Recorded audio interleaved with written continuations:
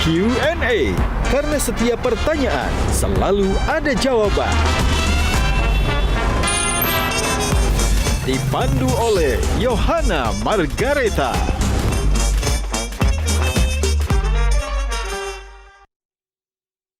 Dipersembahkan oleh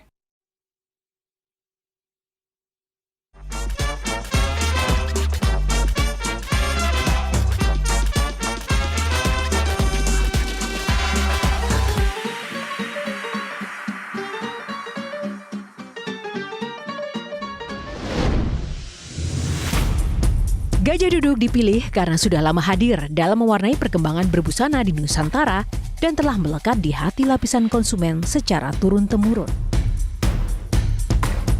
Perkembangan sarung sedemikian pesatnya sehingga sekarang tidak hanya dikenakan oleh pria sebagai outfitnya, karena kain sarung Gajah Duduk menawarkan kenyamanan yang sesungguhnya serta tidak bisa dibandingkan. Hal ini sesuai dengan tagline kita, Legenda Nusantara, bahwa sarung adalah budaya kita, sarung adalah Indonesia.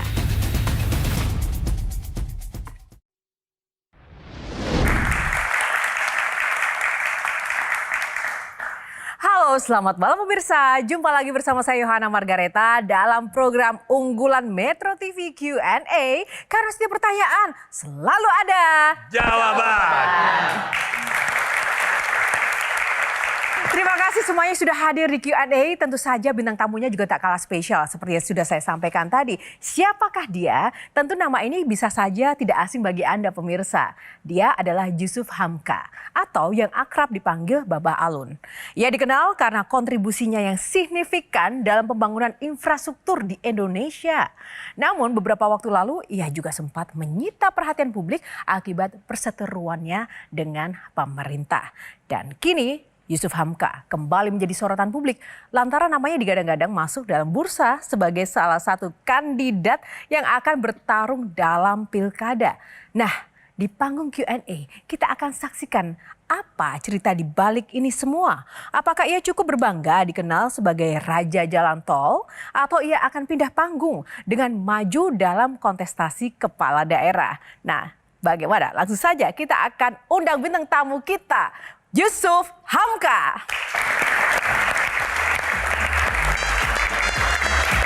Lebih meriah lagi dong.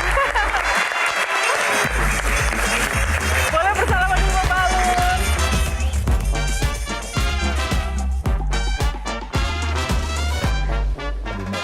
Bapak Alun sebelum duduk boleh kita ngobrol dulu. Apa kabar? Waduh, Bapak Alun, gimana ini? Apa benar pindah panggung? Kan sudah jadi Raja Jalan Tol. Kok mau sekarang masuk ke pilkada? Saya ralat dikit, bukan Raja Jalan Tol, pengusaha Jalan Tol. Oh, pengusaha. Nggak mau dibilang raja, kenapa? Enggak, ada raja yang benar. Takut saya. Oh, takut ya. Kok bilang kemarin innalillahi sih waktu dapat surat tugas untuk maju pilkada DKI? Sebagai orang yang beragama, tentunya kita setiap dapat musibah atau kesenangan semua pasti dari Allah, kembali kepada Allah lagi, itu aja. Tapi ini suatu kesenangan atau musibah berarti? Nah, tergantung, belum dijalanin. Kalau udah dijalanin baru lihat musibah atau kesenangan. Oh, berarti diterima dulu ya ini ya? Enggak juga, harus menerima, bukan diterima dulu, harus diterima gitu. Oh, oke. Berarti benar-benar ini Babah Alun akan pindah panggung ya. Tepuk tangan. Silakan duduk Babah Alun. Nah, Babah Alun ini kan jarang muncul, ya kan? Jarang tampil. Tapi akhir-akhir ini banyak muncul di media-media. Apakah ini juga bagian dari untuk menunjang kampanye, memuluskan jalan? Saya nggak banyak tampil sebenarnya. Sampai sekarang pun saya nggak punya persiapan apa-apa. Tetapi teman-teman media yang minta saya tampil. Nanti kalau saya nggak layanin, teman media musuhin saya. Dilayanin, dibilang katanya nyari panggung. Gimana sih? Oke, tepuk tangan. Baik, kita akan mulai. Box yang pertama, boleh pilih nomor berapa?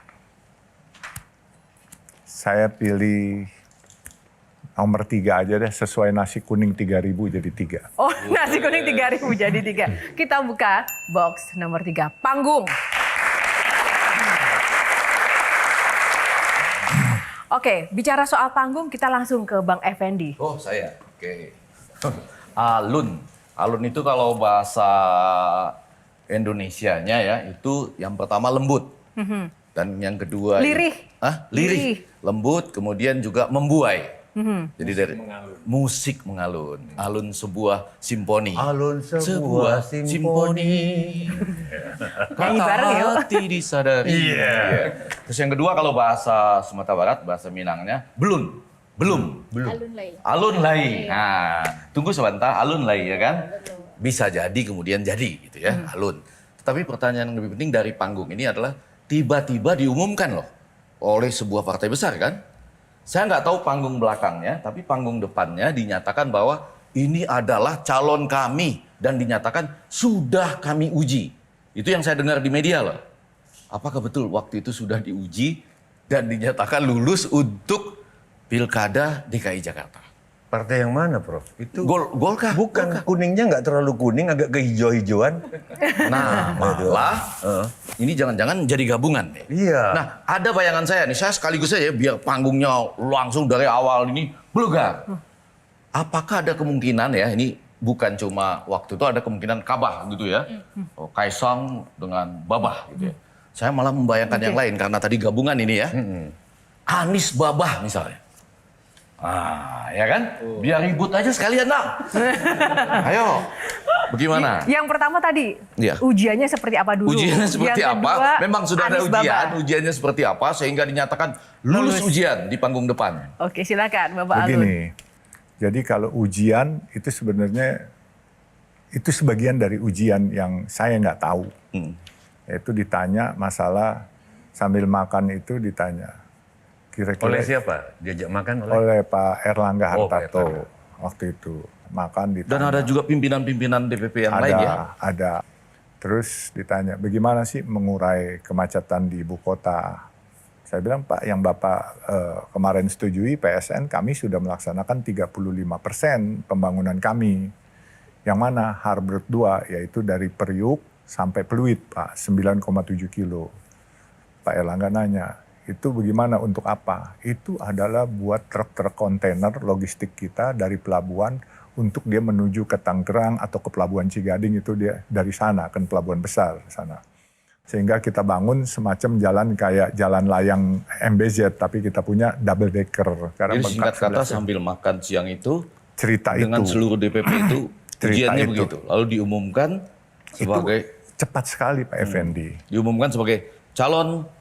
Itu pun saya nggak tahu Pak. Setelah itu saya pulang jam 1, saya baru sampai di kantor 1:30. Kemudian ajudan nelpon, kamu diminta ke DPP. Oh, diminta balik lagi. Baru bilang, saya baru kerja dulu nih. Enggak, minta jam 4 udah sampai di DPP. Tapi sudah ada kerentek ini kayaknya mau ditunjuk jadi Belum, di Mas. Pilkada. Belum. Enggak, kenapa mau datang lagi? Karena perintah, saya kan kebenaran tugas saya staf khusus Menko Perekonomian bidang investasi, Mas. Oh, Jadi walaupun saya nggak oke. sarjana, tapi beliau percayakan saya sebagai staf khusus. Oke, tadi menjawab pertanyaan Bang Effendi, apakah benar ada mungkin koalisi-koalisi Abah Kaisang atau Abah Anies, Anies Abah gitu? Gini, Ada jadi kalau pembicaraan dengan itu. Kaisang Kabah, kalau dengan Anies jadi Abah ya. Ini yang Iya. berarti Yohana loh ini Abah. bisa. Tinggal kalau Pak Effendi kan pintar mengutak-ngatik Enggak, yang kata-kata. Abah tuh Yohana loh. Oh ya. Jadi, tapi lebih pilih mana? Lebih pilih Abah yang mana? Oh, Kabah. Kayak Iya, pertanyaan pilih Abah yang mana, Babah? Saya nih tidak dalam posisi untuk bisa memilih. Ini Bapak Alun kan dikenal sederhana, suka berbagi gitu ya. Bisa ngomong apa adanya, spontan sekali. Masuk menjadi pejabat nggak takut. Nah sekarang dengan baju yang 60.000, 200 baht beli dari Thailand, sepatu di depan sudah ada yang bolong gitu ya. Sudah dipakai terus menerus sampai masuk ke dalam gitu ya Baba. Harus berubah, pasti menyesuaikan, beradaptasi. Siap nggak? Nanti salah bicara, slip of tongue, nanti malah diturunkan sebagai minoritas. Harusnya negeri ini siap nggak menerima perubahan dari saya? Bukan tanya saya siap berubah nggak? Ada istilah begini, bahwa ketika jadi pengusaha itu kan kita punya dua privilege, Bah. Kita boleh dan bisa hidup serta punya kehidupan yang terbuka, semua orang bisa melihat. Dan kita bisa menjadi manusia yang tertutup atau menjaga privasi.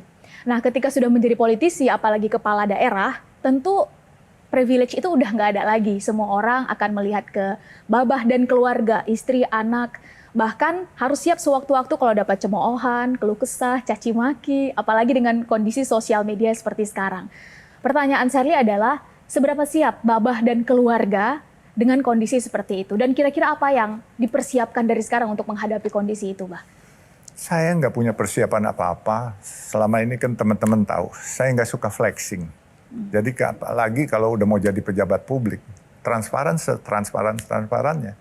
Dan saya pun juga tidak akan membiarkan anak-anak saya, terutama teman-teman saya bilang mereka kan waktu berita heboh, wah enak dong katanya, kita dukung. Gini, kalau kamu mau mendukung saya, cukup satu, saya bilang. Jangan minta pekerjaan di balai kota. Dah, itu dukung saya. Nah, saya sudah dimulai tanpa mahar, tanpa tahu, tanpa mengharap, tanpa minta. Saya dijadikan calon aja udah luar biasa. Oke. Satu lagi, Coach. Jiwa entrepreneurship-nya kan pasti nggak akan hilang ya setelah menjadi politisi. Kira-kira ada program nggak untuk membantu UKM yang sekarang ini memiliki kendala dengan 3 hal. Yang pertama adalah pembiayaan, yang kedua adalah masalah biaya operasional yang terus-menerus meningkat, dan yang ketiga, sekarang saingannya sudah bukan lagi UKM lagi, tapi perusahaan-perusahaan besar. Yang pertama, situ kan bilang, jiwa dagang saya nggak pernah akan hilang. APBD yang saat ini 86 triliun, saya akan genjot kalau bisa dapat lebih banyak. Karena saya yakin pasti banyak spot-spot yang bisa dikolek untuk meningkatkan APBD. Selanjutnya, pastilah APBD itu nggak mungkin saya simpen depositoin, tapi akan digunakan untuk kemaslahatan warga Jakarta. Itu pasti. Jadi soal UMKM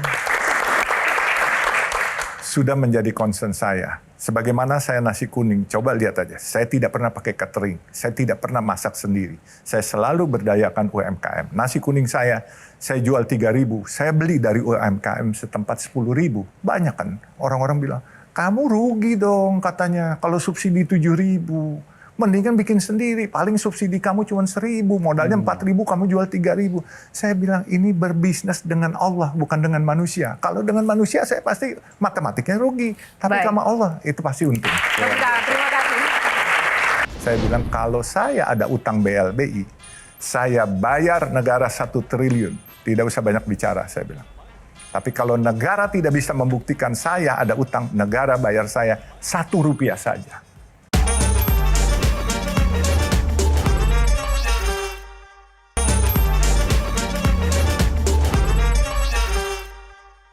Dipersembahkan oleh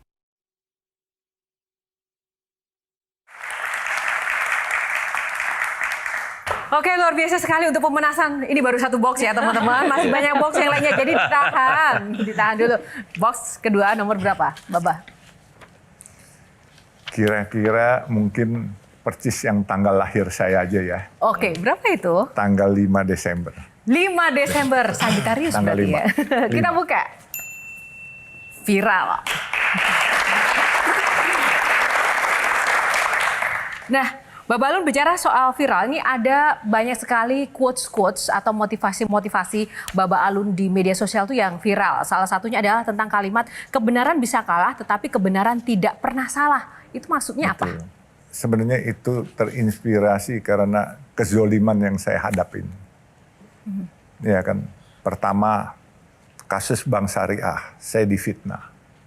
Seolah-olah saya ingin merusak nama syariah. Itu saya marah sekali.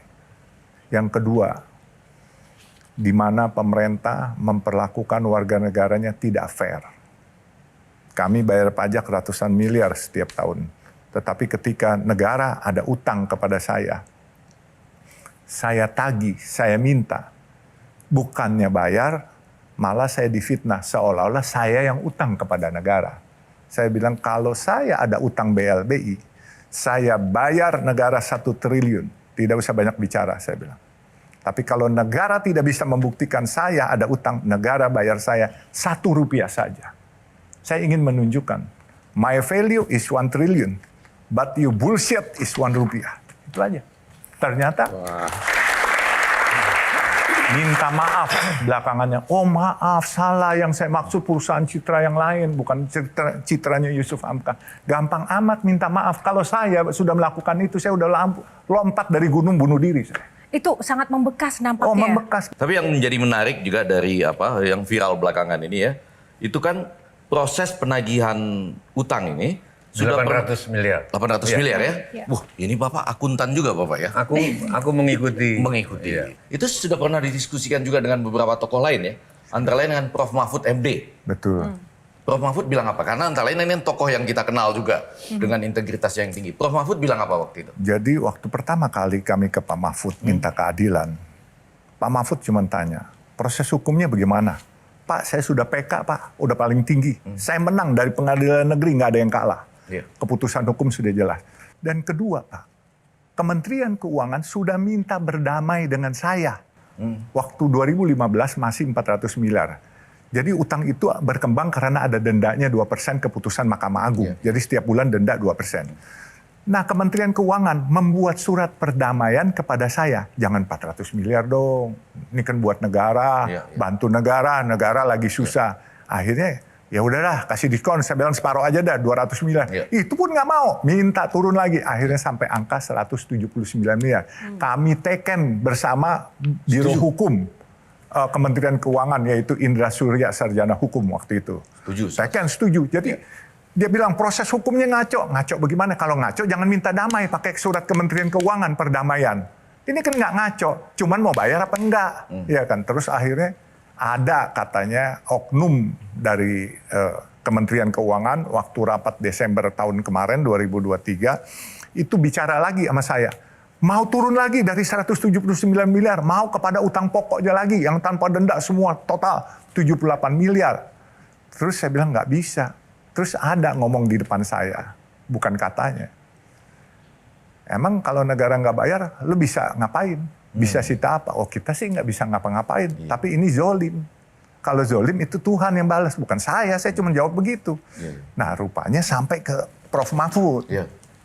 Waktu beliau pencalonan, kan beliau harus mengundurkan diri. Jadi sebelum mengundurkan diri, ada berita angin. Beliau nulis surat kepada Kementerian Keuangan bahwa utang terhadap pihaknya Yusuf Hamka harus segera dibayar. Kalau tidak, negara kena denda 2% mengakibatkan kerugian negara. Dan ini bisa masuk unsur korupsi dan bisa ada tindakan pidana nantinya. Kemudian saya ketemu Pak Profesor Mahfud di rumahnya. Saya tanya, Pak, benar Bapak buat surat itu? Saya dengar, oh benar, saya bacakan kok suruh bagian hukum Polhukam untuk tuliskan itu. Dan saya sudah tanya, kata Prof. Mahfud, kepada pengurus KPK, bahwa ini bagaimana? Oh ini tindak pidana korupsi, merugikan rakyat. Merugikan negara katanya. Dan rakyatnya harus dibayar, karena yang merugikan negara, menguntungkan orang lain, atau menguntungkan diri sendiri, atau merugikan negara, itu korupsi katanya. Nah, Bapak, tapi Gen Z mungkin banyak yang belum tahu, 800 miliar hutang, itu tuh hutang apa sih sebenarnya? Jadi gini, kami punya deposito dulu tahun 98 bank dilikuidasi semua. Banyak bank-bank yang bangkrut. Negara untuk itu negara telah melakukan mengambil over semua utang-utang itu untuk dibayar. Nah kami itu tidak dibayar, yang lain dibayar. Kami bilang kenapa nggak dibayar? Oh ada terafiliasi katanya dengan pemegang saham yang lama. Kami uji di pengadilan negeri, pengadilan tinggi, sampai Mahkamah Agung, sampai PK 1, PK 2 semua udah kita lewatin. Sampai dia udah minta damai. Berarti kan diakui, cuman kebenaran menterinya ganti dari Pak Bambang Brojonegoro kepada Ibu Sri Mulyani. Endingnya sampai Babah ada di panggung ini seperti apa tadi? Hilal belum kelihatan sampai hari ini. Belum ada hilalnya ya? Baik. Semoga lancar. Oke, sedikit Bang Tejo. Tadi yang menarik, waktu mau damai sama pihak Kementerian Keuangan, terus minta maaf, terus Abah bilang, enak banget, gampang banget minta maaf. Kalau aku sudah naik ke puncak, bunuh diri, ya kan? Ini menarik bagi aku. Saya minta penjelasan Balun kalau kondisinya seperti ini gimana. Sekarang banyak orang yang dulu daihatnya Jokowi. Mau membela. Bahkan saya ngeritik dikit aja dibantai. Gitu. Sekarang orang-orang itu mengkritik Jokowi. Tanpa minta maaf ke rakyat Indonesia. Bahwa maaf saya dulu tentang salah tentang Pak Jokowi dan nyuruh kalian semua milih Pak Jokowi. Itu bener nggak menurut? Harusnya mereka naik gunung juga. Mereka minta maaf dulu, sorry saya dulu salah, gitu loh. Itu gimana? Itu masalah adab, Mas. Saya sekolah nggak tinggi, tapi saya diajarin adab yang baik sama orang tua saya. Makanya saya siap untuk kalau saya salah, saya minta maaf. Banyak tokoh-tokoh, udah nggak usah sebut. Enak banget sekarang ngeritik Pak Jokowi tanpa minta maaf dulu kepada aku dulu ngeritik dikit aja. Dihantam di Twitter, di Instagram. Nah ini ada membekas juga. Membekas. Mereka minta maaf dulu ke Sujiwo Tejo dong. Viral. Ada Apa kepahitan nanti ini. aja pindahkan dulu kursinya di sana. Enggak, aku minta. Enggak minta. Itu Tadi senilai udah menjawab. 800 miliar juga itu. Lebih. Harga diri. Harga diri lebih itu. Sepertinya kalau melihat kasus Bang Yakin Makmur ya, Bang Iya, Yama Bang ini Yama. 98 kan 79 miliar untuk depositonya gitu ya, lalu 98 ya kan? Iya betul, berbunga dan Bukan berbunga, berdenda. Berdenda dan 2% per bulan. baik. Oke, jadi ini menarik ini dikaitkan dengan Mbak Tejo. Mbah Tejo bicara tentang yang soal minta maaf. Ini kalau nanti dalam posisi seperti posisi sekarang gitu ya, beneran bakal bunuh diri kah? Karena banyak sekali akan dihadapi nanti.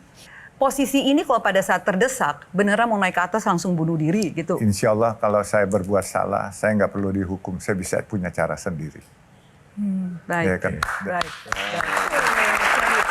Budaya malu maksudnya, budaya malu. Iya. Adab malu maksudnya. Jadi dari awal Harakiri. Bukan bunuh dirinya, adab malu. ada Baik. karakter itu. Dari awal sampai sekarang, Mbah, kami ini diperlihatkan dengan sosok yang sepertinya udah selesai dengan dirinya sendiri dari dalam. Yang kami lihat sekarang nggak begitu. Ini sebetulnya ada Babah ini memakai cara pikir, sudut pandang, dan nilai apa yang dipegang dalam hidup sehingga bisa seberani ini. Saya bukan berani, tetapi hidup di era reformasi harusnya kan semua harus berdiri sama tinggi, duduk sama rendah. Kalau ada yang salah, harus kita berani sampaikan. Kalau kita nggak berani menyampaikan, kita membebek terus. Kapan negeri yang sangat indah, sangat bagus, sangat kaya, yang gemari Palo Jinawi ini bisa rakyatnya sejahtera? Ya, jadi kalau ditanya, saya harus ngapain? Saya juga belum tentu tahu saat ini saya harus ngapain. Tetapi saya ingin berbuat yang terbaik. Saya bukan akan melakukan, saya sudah melakukan. Kasih makan orang, udah 6,5 tahun saya kasih makan orang, subsidi. Ya kan, berbuat kebaikan, ya insya Allah dengan uang sendiri saya nggak perlu umumin dah. Semua saya udah banyak kerjain. Tapi sekarang banyak proyek yang banyak asingnya lagi. Gimana dong? Mungkin juga teman-teman kita, generasi muda, berpikirnya ingin jadi pegawai negeri. Ya kan, akhirnya semua pekerjaan-pekerjaan itu kita nggak punya pengusaha swasta yang handal. Sehingga diambil porsinya sama asing. Dan juga, kayaknya saya bilang, tambang kita luar biasa. Sumber daya alam kita, kayu, apa segala macam luar biasa. Sumber daya ikan-ikan kita juga luar biasa. Berpikirlah adik-adik kita yang seperti ini. Harus bermimpi. Mimpi jadi orang kaya. Kalau orang kaya, uang sugih, kamu bisa bantu orang, bukan hanya keluarga kamu. Pertanyaannya menarik juga. Gimana caranya jadi kaya ala Babah Alun dan juga bagaimana agar dapat cuan yang kemudian melambung ya? Tapi jangan dijawab dulu, kita akan next box. Tepuk tangan dulu untuk box selanjutnya. Kalau kepilih jadi wakil gubernur sampai ada nguing-nguing, aku turunin di jalan. Mas, insya Allah saya... Nah, helikopter aja. Tapi kalau itu SOP, saya nggak bisa hindarin.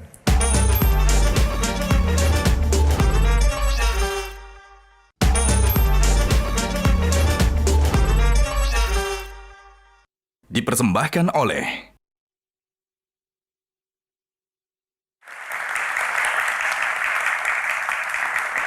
Ya, kita next box dulu Bapak Alun. Box selanjutnya, box nomor berapa? Mungkin angka keberuntungan saya mungkin tanggal nomor 9. Nomor 9, baik. Angka keberuntungan 9, kita buka boxnya. Cuan, oh pantas sekali. Sesuai ya, boxnya cuan. Bapak Alun tadi bilang kita harus jadi orang kaya. Nah caranya gimana untuk anak-anak muda sekarang? Karena sekarang semuanya juga serba instan, apakah memang bisa?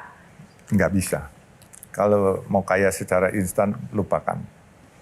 Tapi kalau kalian punya mimpi, kalian mau usahakan mimpi itu jadi kenyataan, Walaupun gagal harus diulang lagi, ulang lagi. Tentunya dengan mempunyai adab yang baik. Nggak boleh kualat sama orang tua. Ya, ridho Allah pasti ada. Yaitu ridho Allah pasti ada kalau kita hatinya bersih. Rasanya kalimat terakhir mewakili banyak pemirsa dan rekan-rekan di sini ya. Oke, sebentar Mbak Tejo, kita ke Coach Tom dulu. Bapak Alun kan bikin tol banyak banget ya. Udah cukup berkilo-kilometer ya. Ketika jalan tol itu dibuat, sebetulnya ada dampak negatif nggak sih untuk masyarakat sekitar akibat adanya jalan tol tadi? Dari penghasilan, dari peluang bisnis yang awalnya mungkin mereka bisa jualan di pinggir jalan, sekarang ditutup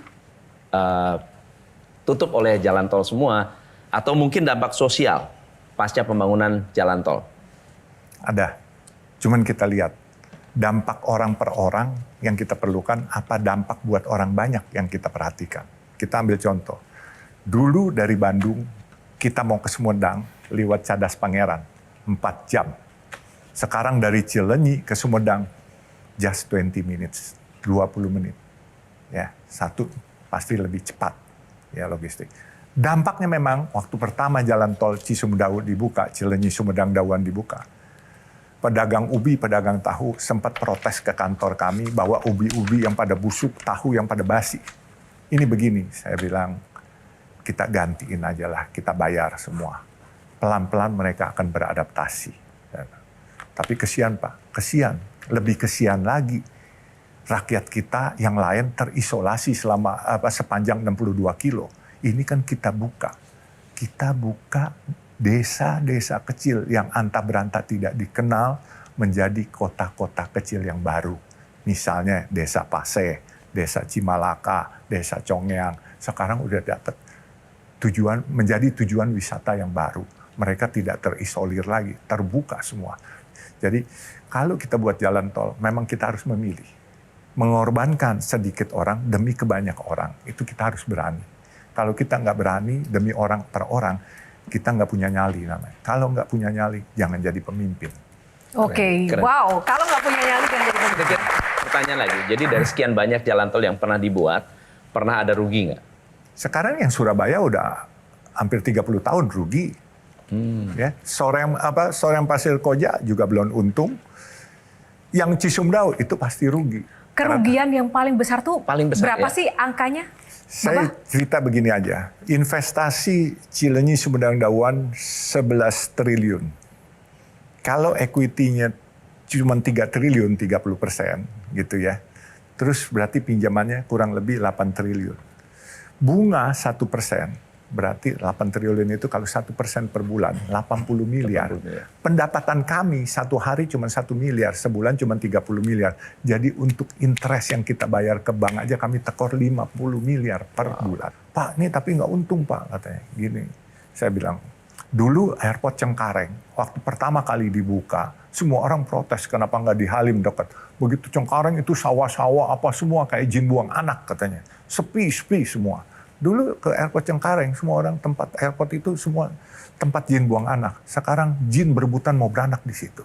Nah, Bapak. Ini satu pertanyaan nih. Memang pasti ada untung, ada ruginya. Tapi bagaimana kalau warga yang dibebaskan tanahnya itu misalnya diikutkan menjadi memiliki saham?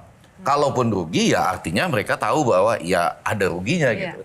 Tapi sejak dari awal mereka merasa terlibat. Ada kemungkinan itu nggak, Bapak Halus? Waduh, itu bukan kemungkinan aja. Saya adalah penggagas pertama, walaupun belum selesai.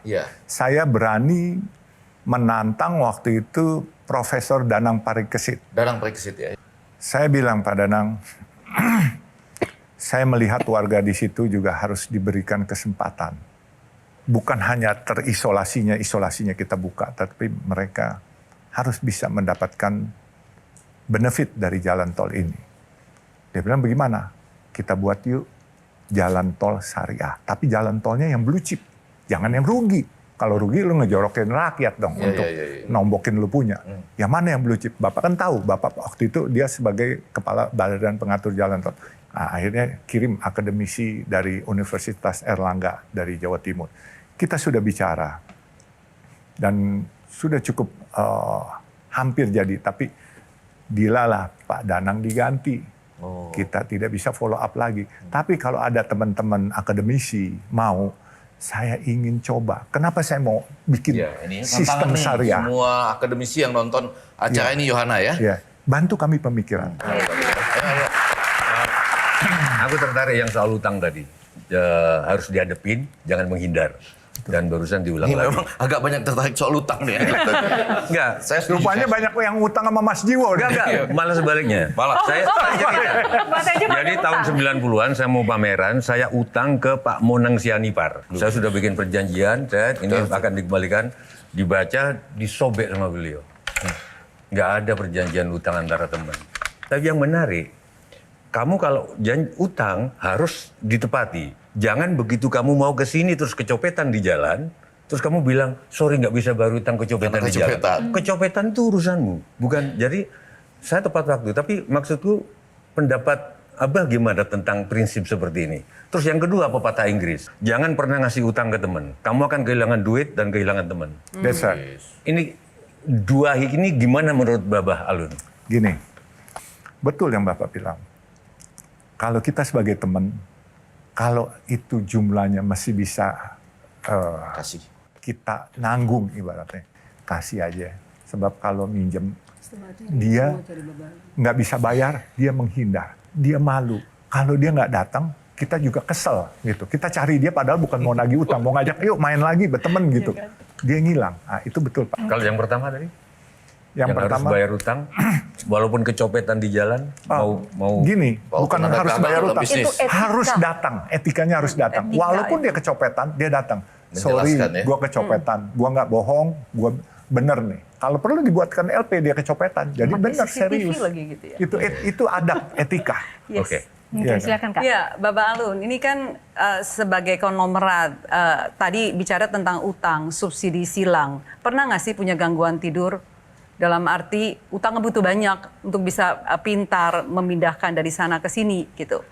Kalau orang ketuk pintu, pikiranmu kalau hidup baik-baik adalah, oh orang ini butuh garam, oh orang ini butuh makanan.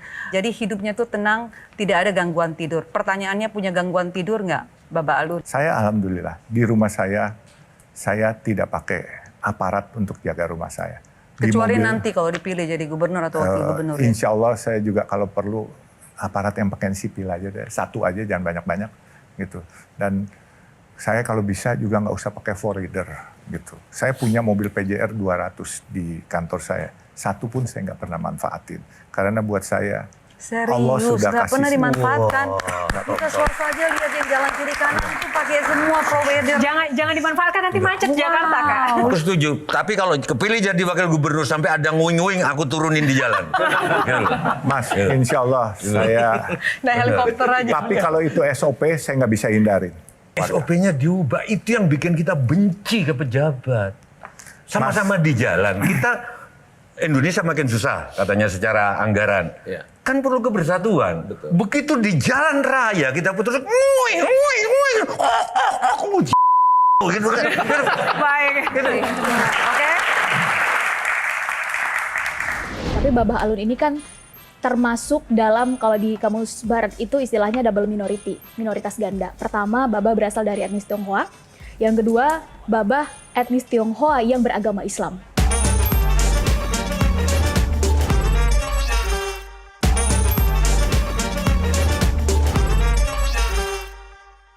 Dipersembahkan oleh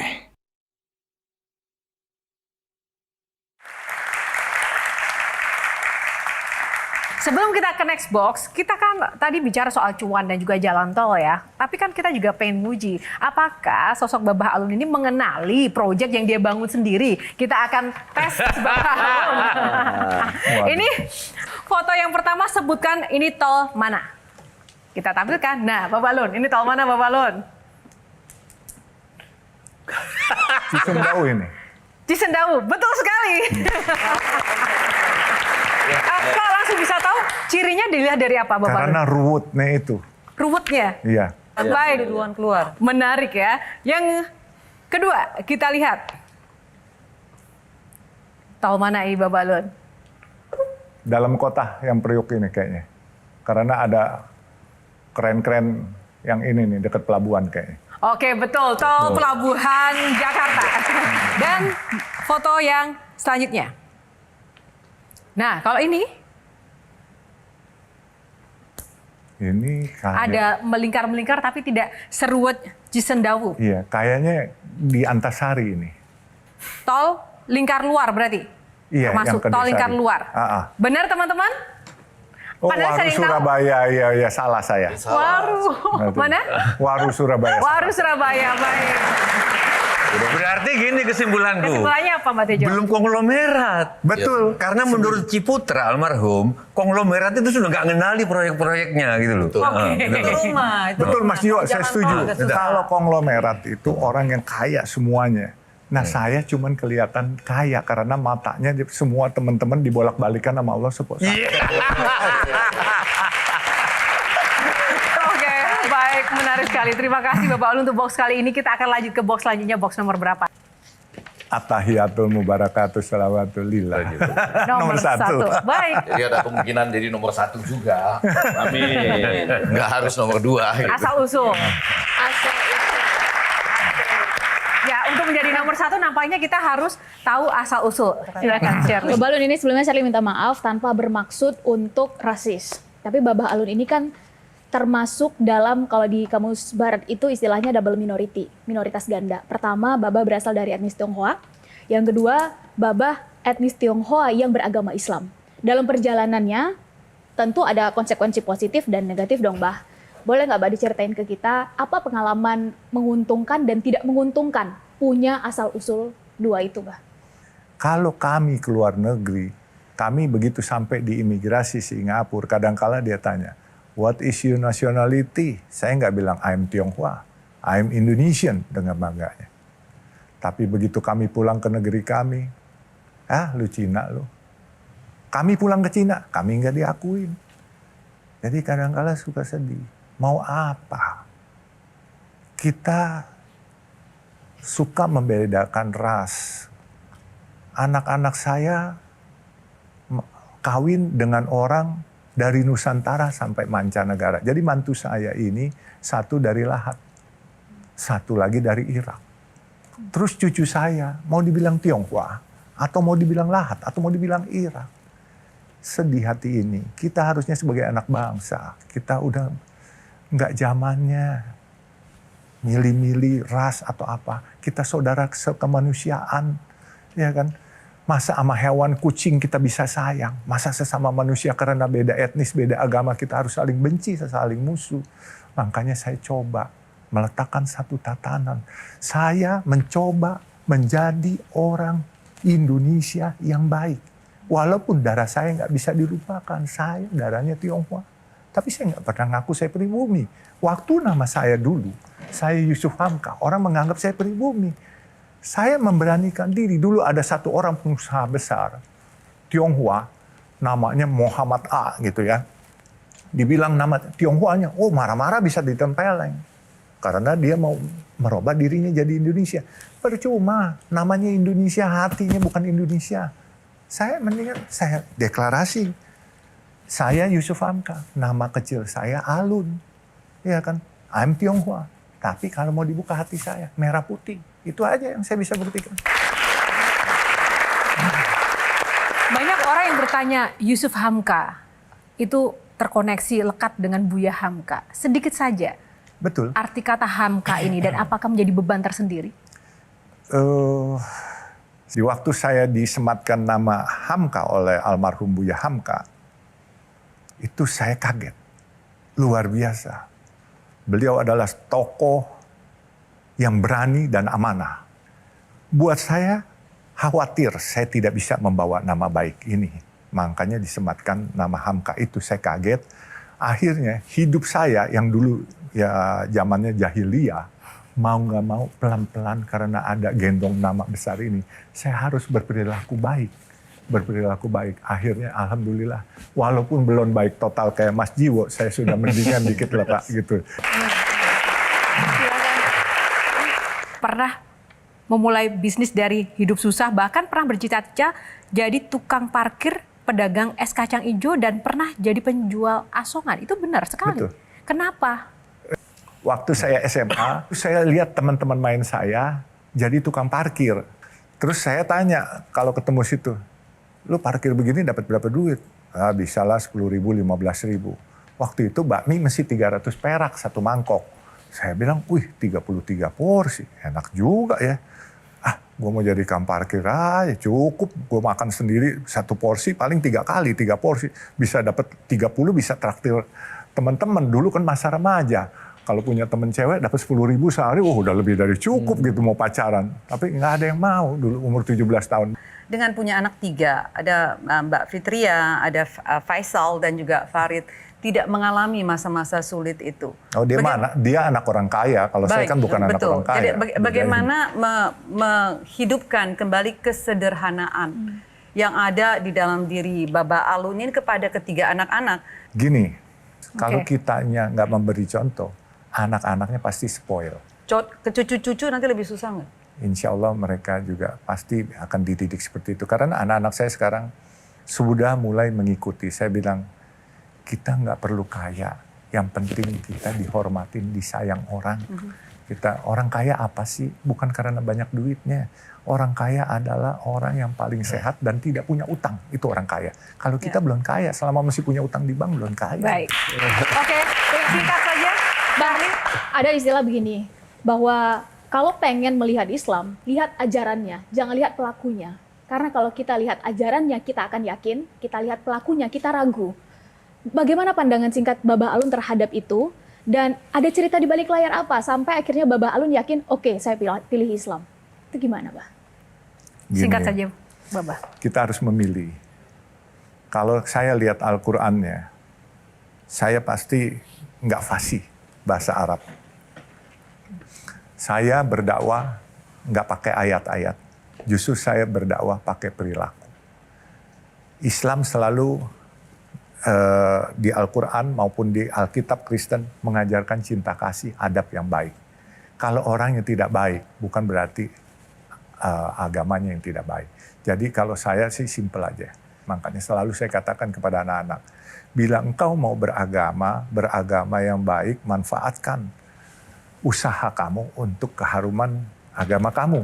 Tapi jangan memanfaatkan agama kamu untuk kepentingan usaha kamu. Gitu aja. Baik, terima kasih. Terima kasih Kak Vita. Silakan Mbak Tejo, penebalan tadi apa mungkin insight-nya? Tadi tentang putrinya, Fitria dan lain sebagainya. Fitria. Farid, Faisal. Penempaan mental. Saya malah kalau ketemu Pak Prabowo bilang anak Indonesia nggak perlu makanan bergizi, perlu penempaan mental.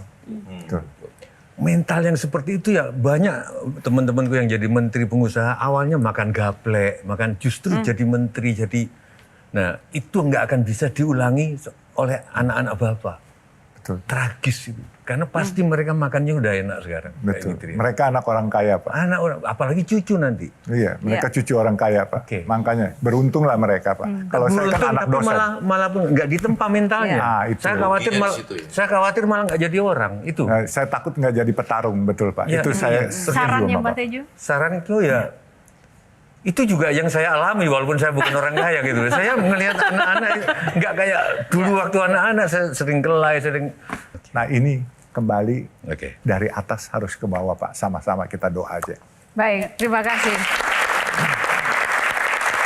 Terima kasih rekan-rekan panelis dan tentu saja pamungkasnya Baba Alun boleh memberikan insight untuk anak-anak negeri di luar sana yang menyaksikan program Q&A ini terkait dengan value hidup yang memang harus dimiliki untuk menyongsong masa depan lebih baik. Ya tentunya semua kesuksesan anak-anakku tidak lepas dari selain kita kerja, doa orang tua.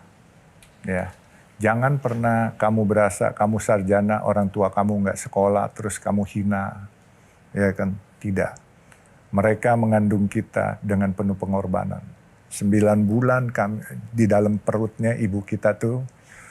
Terus setelah kita lahir, mereka harus nyusuin. Kadang-kala malam tidurnya terganggu, ya kan kenyamanannya terganggu hanya buat kita. Setelah kita mulai remaja, kita diantar, dipastikan sekolahnya yang benar, ditungguin kalau mata pelajaran juga.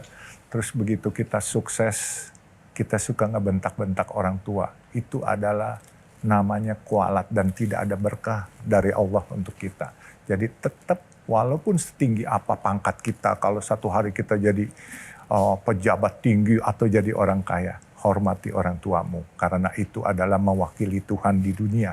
Jadi tentunya juga jangan lupa berdoa. Kira-kira itu, jangan lupa bahwa kita asalnya dari mana dan harus kita ingat pengorbanan orang tua kita, dan juga jangan lupa beribadah kepada Allah, minta doa dari Allah, juga minta restu dari orang tua. Itu aja. Baik, terima kasih. Terima kasih sekali lagi Bapak Alun dan rekan-rekan panelis untuk perbincangannya sangat inspiratif dan juga teman-teman, dan semoga ini juga bermanfaat bagi pemirsa yang menyaksikan Q&A episode kali ini. Tak lupa saya juga mengucapkan terima kasih untuk sarung gajah duduk legenda Nusantara yang ada tulisan Arabnya yang sudah menyiapkan baju saya yang saya kenakan pada malam hari ini. Dan kita akan berjumpa lagi dalam episode inspirasi Q&A lainnya. Saya Yohana Margareta undur diri. Terima kasih atas kebersamaannya karena setiap pertanyaan selalu ada jawaban. Baik, terima kasih. Terima kasih Bapak Alun.